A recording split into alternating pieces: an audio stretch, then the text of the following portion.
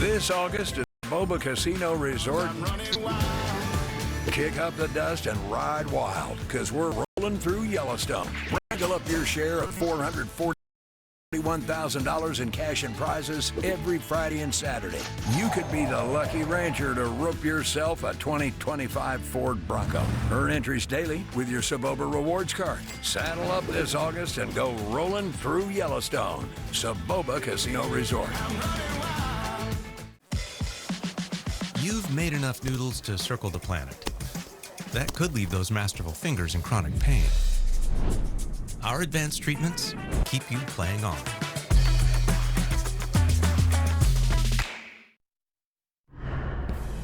Right now at 6, we are following breaking news. Thousands of customers without water tonight. We're live with a timeline on when things could get flowing again. And that water outage coming as temperatures are rising. We are tracking the warm up that's coming our way in our first alert forecast. And another immigration operation at an LA Home Depot caught on camera. And it comes just one day after a judge ruled to change the way these agents carry out raids in LA. NBC4 News at 6 starts with breaking news. And so we begin with that breaking news at 6 today. Thousands of customers in the valley without water just as the weather is heating up. Good evening once again, everyone. I'm Colleen Williams. And I'm Kathy Vara in tonight for Michael. Mayor Bass giving an update live on NBC4 this evening that water should get flowing again soon. That outage actually began last night. We saw long lines of people this morning lining up to get free water bottles. Now here's a look at the impacted area. More than 9,000 customers at Granada Hills and Porter Ranch. And it could be days before the water is back on. Let's go right to NBC4's Tracy Leong, who's tracking all of this breaking news for us. Tracy? Yeah, Colleen and Kathy, we were outside the Emergency Operations Center where that press conference wrapped up about 45 minutes ago. As you mentioned, about 9,200 customers are impacted in Porter Ranch and Granada Hills. Customers, they were alerted of this outage yesterday around the evening hours while the crews were conducting repair work at a pump station that connects to a 10 million gallon water tank that serves the area. An underground valve that controls the flow of water to that tank failed to open, cutting off service to the area. Mayor Karen Bass says they are making drinking water, showers, and resources available to those who are impacted by this outage because this comes at a time when LA is dealing with hot temperatures. So there's also a concern with fire danger. LAFD has pre-deployed water tenders and engine task forces in the high-risk fire areas. LAPD also increasing patrols in the neighborhoods to ensure safety. LADWP urging people to boil any tap water for at least 1 minute before using because of possible contaminants. LADWP will notify customers when it's safe to use without boiling, which could take up to a week. Here's the LADWP chief engineer on the work being done to repair this valve. We have a contractor on site that is going to connect thousands of feet of hose and high-velocity pumps, working with our crews to move water from a nearby Metropolitan Water District supply into the 54-inch trunk line supply in the area. They are on site and work has begun, and they expect to start pumping around 6 to 7 p.m. this evening. If they are successful, we may be able to restore water service in the next 24 to 48 hours to the whole area. Free water distribution sites are open until 7 o'clock tonight and 7 a.m. to 7 p.m.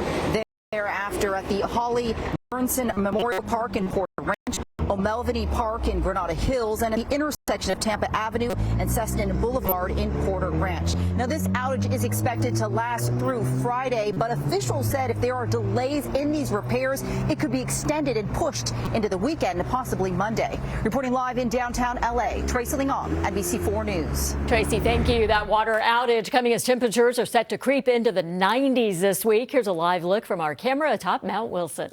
Our meteorologist Melissa McGee is back now. She's tracking the heat up for us. Melissa. It's so hot today, Colleen and Kathy. We've got more heat coming. I want to show you the picture outside as we're looking live at downtown here on this Wednesday, I should say. A lot of sunshine across the region.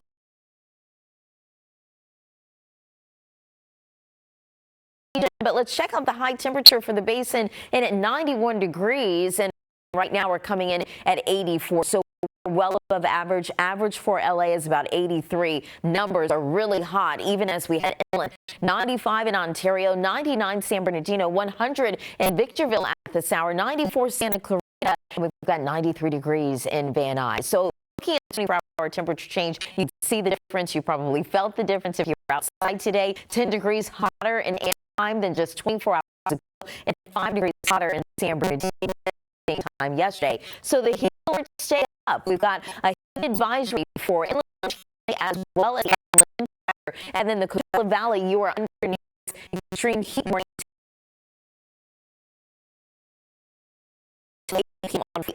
Easily in the upper 90s and well above 100 degrees. So we'll talk about the weather headlines and what we can expect on your Thursday. It is even hotter. The impacts as a result of the heat, increased fire risk, and also watching the air quality because of the wildfire smoke.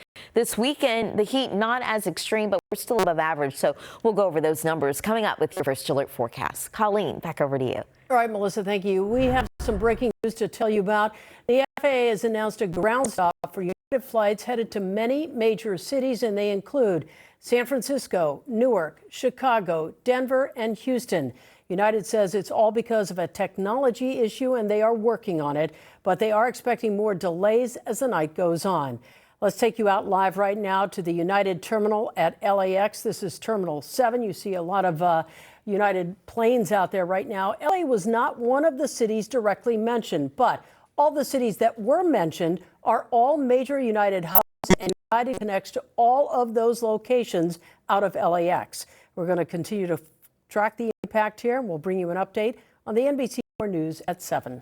Well, we've been following developing news after federal agents in a Penske rental truck detained more than a dozen people at the Home Depot in Westlake. They are calling it Operation Trojan Horse. They came in unmarked Sprinter vans and trucks, and then a rental Penske brand moving truck, rather, like a box truck.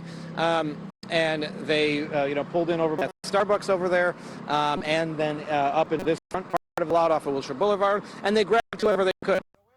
In a statement to NBC4, Penske said it was not aware trucks would be used in today's operations. We also heard from U.S. Attorney Bill Isay, posted on X, saying in part, for those who thought immigration enforcement had stopped in California, think again. Let's bring in NBC4's Conan Nolan for more context here. Conan, the latest raid comes just days after a court ruling on how these agents are carrying out their immigration operations here in L.A. That's right, Colleen. And city leaders are asking, was today's raid in accordance with that court ruling or in defiance of it? The ACLU, for one, strongly believes it's the latter.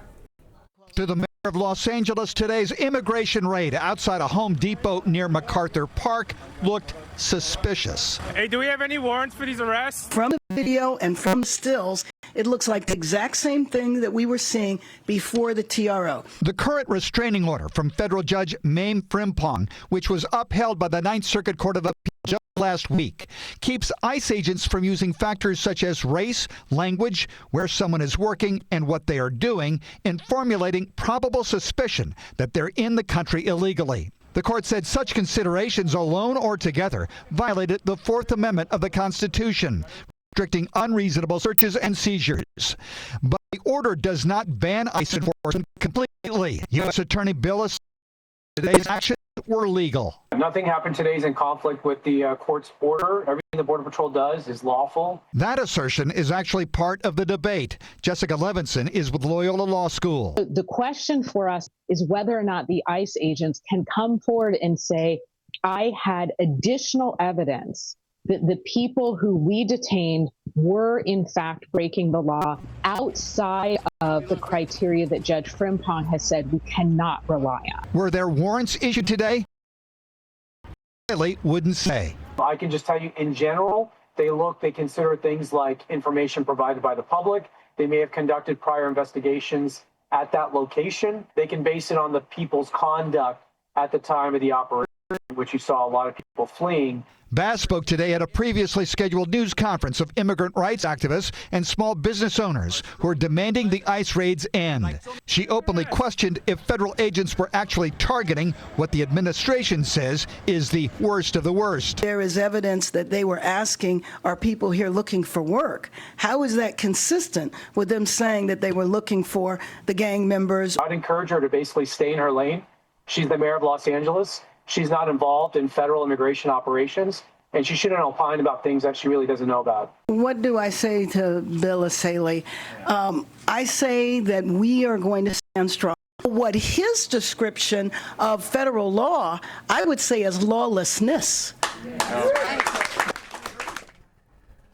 According to a Border Patrol spokesperson, 16 individuals from Guatemala, Mexico, Honduras, and Nicaragua were taken into custody today. Now, witnesses say when they arrived in that Penske truck, the driver, who was an ICE agent in Spanish, said he was looking for workers. Bass and others expressed dismay, saying that's hardly the way to find gang members or sex traffickers. I'm Conan Nolan, NBC4 News. Conan, thank you. Coming up next, a man seen on camera stealing mail gets pepper sprayed by a man fed up with ongoing mail theft. What happened next? Plus Mac. You may have seen some of these posts by DHS. Some people call them mean. I'm Macau Dino. What DHS has to say